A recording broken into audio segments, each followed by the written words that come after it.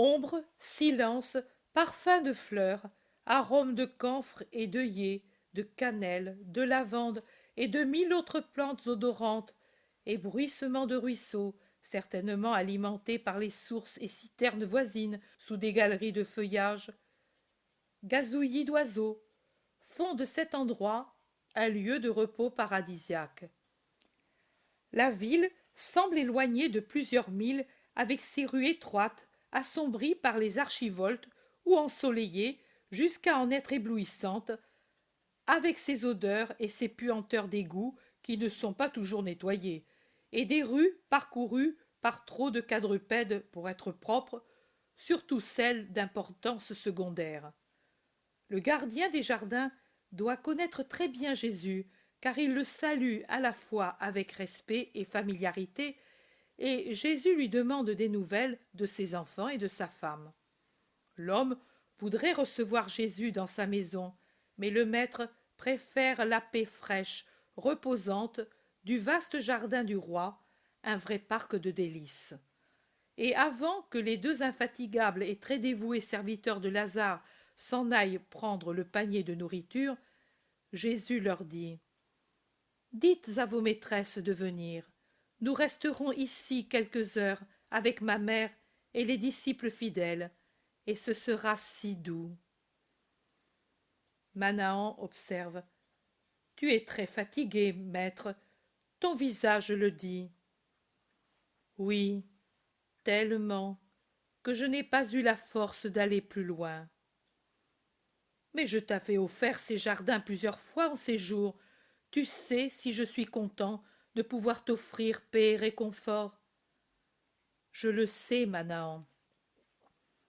Et hier, tu as voulu aller dans ce triste lieu dont les approches sont si arides, si étrangement dépouillées dans sa végétation cette année, si proche de cette triste porte. J'ai voulu faire plaisir à mes apôtres. Ce sont des enfants, au fond, de grands enfants. Voilés là-bas, comme ils se restaurent gaiement, tout de suite oublieux de ce qui se trame contre moi, au-delà de ces murs. Et oublieux que tu es si affligé, mais il ne semble pas qu'il y ait beaucoup lieu de s'alarmer. L'endroit me semblait plus dangereux d'autrefois. Jésus le regarde et se tait. Que de fois je vois Jésus regarder et se taire ainsi en ces derniers jours. Puis Jésus se met à regarder les apôtres et les disciples. Ils ont enlevé leurs couvre-chefs, leurs manteaux et leurs sandales pour se rafraîchir le visage et les extrémités dans les frais ruisselets, imités par plusieurs des 72 disciples qui maintenant sont beaucoup plus nombreux, je crois, et qui, tous unis par la fraternité d'idéal, se jettent çà et là pour se reposer, un peu à part, pour laisser Jésus se reposer tranquillement. Manahan aussi se retire pour le laisser en paix. Tous respectent le repos du maître extrêmement fatigué. Il s'est réfugié sous une tonnelle de jasmin en fleurs qui fait office de cabane, isolée par un circuit d'eau qui court en bruissant par un petit canal où plongent herbes et fleurs. C'est un vrai refuge de paix auquel on accède par un petit pont large de 2 palmes et long de 4, avec une balustrade fleurie par toute une guirlande de corolles de jasmin. Les serviteurs reviennent avec plusieurs d'autres, car Marthe a voulu pourvoir aux besoins de tous les serviteurs du Seigneur, et ils disent que leurs maîtresses ne vont pas tarder de venir. Jésus fait appeler Pierre et lui dit: Avec Jacques, mon frère, bénis, offre et distribue comme moi je le fais. Distribuer, oui, mais bénir, non, Seigneur, c'est à toi qu'il revient d'offrir et de bénir, pas à moi. Quand tu étais à la tête de tes compagnons, loin de moi, ne le faisais-tu pas? Si, mais alors j'étais obligé de le faire. En ce moment tu es avec nous, et c'est toi qui bénis. Cela me paraît meilleur quand c'est toi qui offres pour nous et nous distribue. et le fidèle Simon embrasse son Jésus assis, épuisé dans cette ombre, et il penche la tête sur ses épaules, heureux de pouvoir le serrer et l'embrasser ainsi. Jésus se lève et lui fait ce plaisir. Il va vers les disciples, offre la nourriture, la bénit, la partage, les regarde manger avec plaisir et leur dit: Dormez ensuite, reposez-vous pendant que c'est l'heure, et pour que vous puissiez ensuite veiller et prier quand vous aurez besoin de le faire, et pour que la fatigue et l'épuisement n'accablent pas de sommeil vos yeux et votre esprit, quand il sera nécessaire que vous soyez dispos et bien éveillés. Tu ne restes pas avec nous? Tu ne manges pas? Laissez-moi me reposer, c'est de cela seulement que j'ai besoin. Mangez, mangez. Il caresse en passant ceux qu'il trouve sur son chemin et revient à sa place. Douce, suave est la venue de la mère près de son fils. Marie s'avance avec assurance, car Manahan, qui a veillé près du portail, étant moins là que les autres, lui indique l'endroit où se trouve Jésus. Les autres, et il y a toutes les disciples hébraïques, et des romaines, la seule Valéria, s'arrêtent quelque temps en silence pour ne pas réveiller les disciples qui dorment à l'ombre des feuillages des arbres, semblables à des brebis allongées dans l'herbe. C'est l'heure de sexte.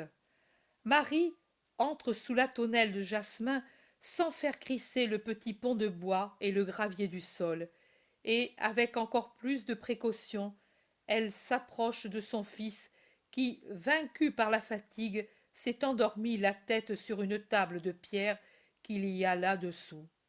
Son bras gauche lui sert d'oreiller sous son visage caché par ses cheveux. Marie s'assied patiemment près de son fils fatigué.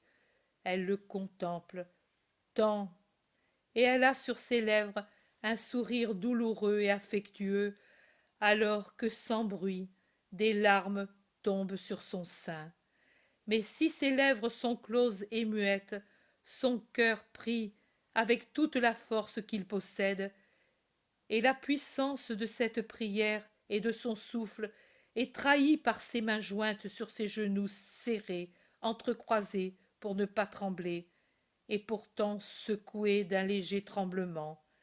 Des mains qui ne se disjoignent que pour chasser une mouche importune qui veut se poser sur le dormeur et pourrait l'éveiller. C'est la mère qui veille son fils, le dernier sommeil de son fils qu'elle puisse veiller. Si le visage de la mère, dans ce mercredi pascal, est différent de celui de la mère au jour de la naissance du Seigneur, car la douleur le rend pâle et déprime ses traits, c'est la même pureté du regard affectueux, le même soin tremblant qu'elle avait quand, penchée sur la crèche de Bethléem, elle protégeait de son amour le premier sommeil inconfortable de son enfant.